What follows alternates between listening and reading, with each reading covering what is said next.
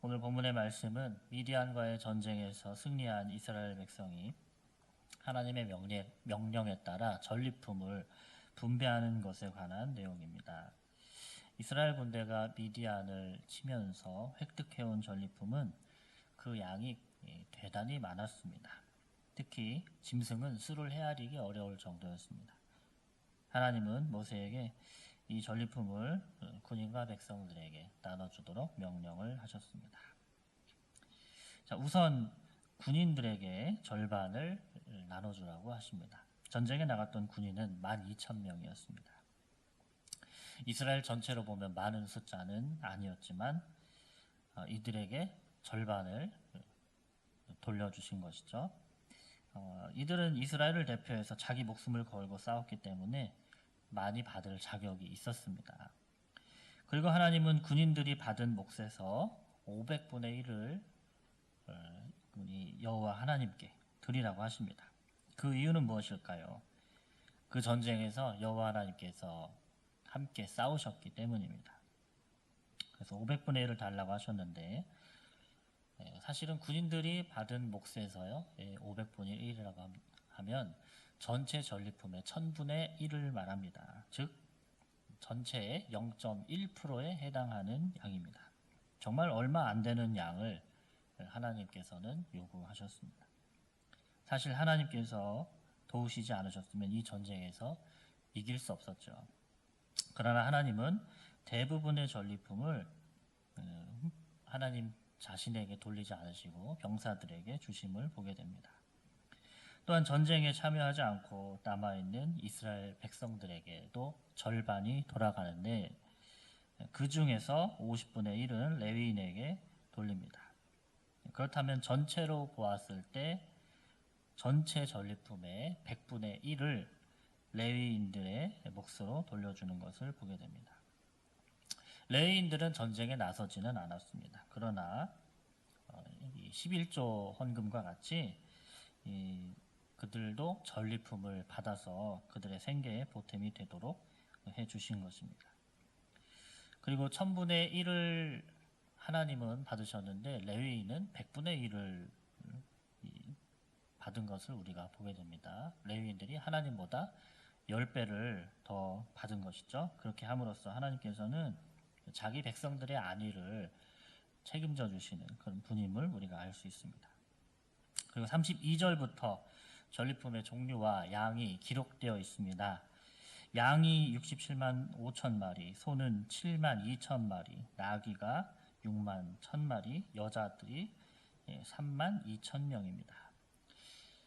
실로 어마어마한 양의 짐승과 사람들을 얻어왔습니다.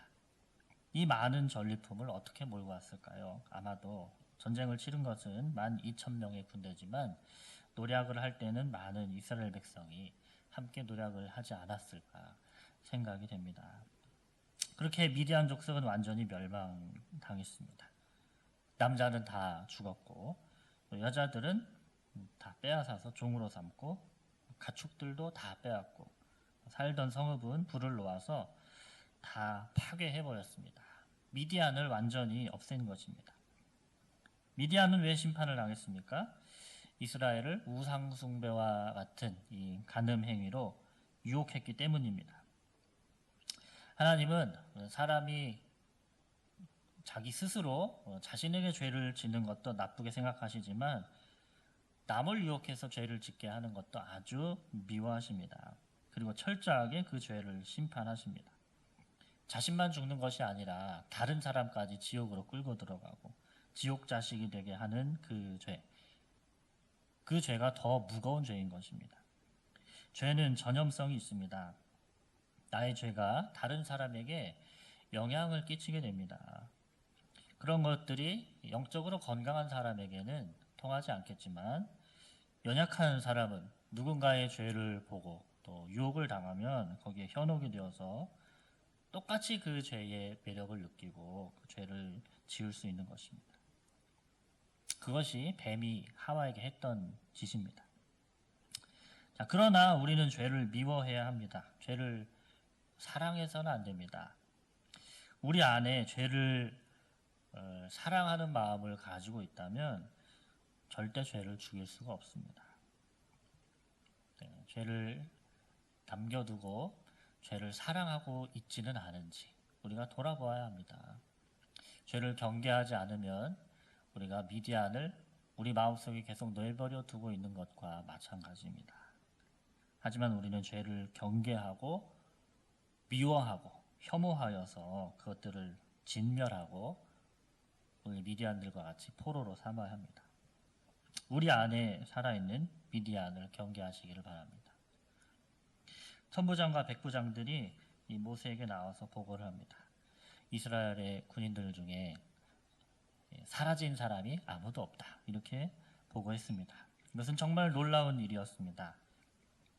한편으로는 당시의 전쟁은 전면전이라기보다는 은폐해 있다가 기습 공격을 하는 게릴라전의 양상이었기 때문에 전쟁 중에 아무도 죽지 않는 것이 가능할 수도 있다고 합니다.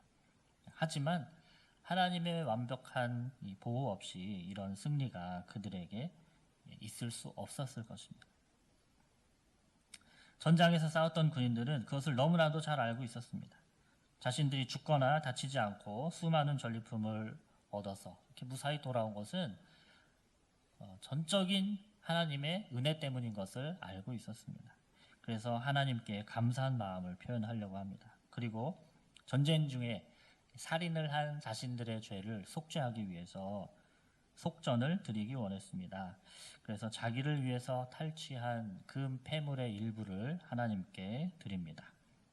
모세와 제사장 엘야살은 이 금을 취해서 회막에 드리고 여호와 앞에서 이스라엘 자손의 기념으로 삼습니다. 오늘 우리가 이 말씀을 살펴보며 유념해야 할 것이 있습니다. 하나님께서는 이스라엘이 가나안 땅에 들어가기 전에 그들의 남아있는 죄를 청산하기 원하셨던 것입니다. 하나님은 이스라엘 백성들이 죄를 짓게 만들어서 어려움에 빠지게 했던 미디안과 점쟁이 발람을 심판하셨습니다. 자, 이것은 영적으로 보면 우리들도 구원받은 이후에 해야 할 싸움이 있다는 것입니다. 그것은 여전히 세상과 우리 안에 살아남아있는 죄의 세력과 싸우는 것입니다. 이 싸움은 혈과 육의 싸움이 아닙니다. 영적인 전쟁입니다. 악하고 음란한 세력과의 싸움입니다. 그 세력은 교묘하게 신자가 죄를 짓도록 만들고 마지막까지 주님의 나라에 이르지 못하도록 방해합니다. 그리고 이 땅에서 하나님 나라의 백성으로 산다 하더라도 그 하나님 나라를 깨닫지 못하도록 하고 그 나라 안에서 은혜를 누리지 못하고 무기력하게 살아가도록 만들려고 합니다. 이 마귀의 능력은 우리의 상상을 초월하며 우리의 지혜를 초월합니다. 그들은 우리보다 더 뛰어납니다. 그렇다면 우리는 이 원수를 어떻게 대적할 수 있겠습니까? 우리에게는 하나님의 말씀과 성령의 능력이 있습니다. 진리이신 예수 그리스도께서 말씀 그 자체이시기 때문에 우리는 말씀으로 마귀를 대적할 수 있습니다. 그리고 성령의 능력으로 이러한 악의 세력을 무찌를 수 있는 것입니다.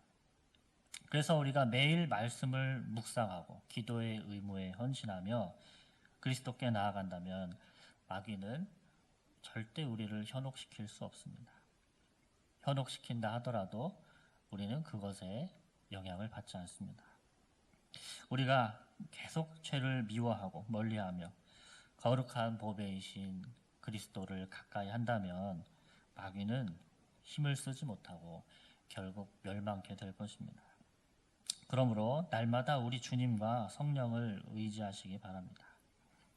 우리의 연약함은 성령님께 내려놓고 우리 주님께 큰 도움과 능력을 받아서 승리하는 저와 여러분이 되시기를 주님의 이름으로 축복합니다.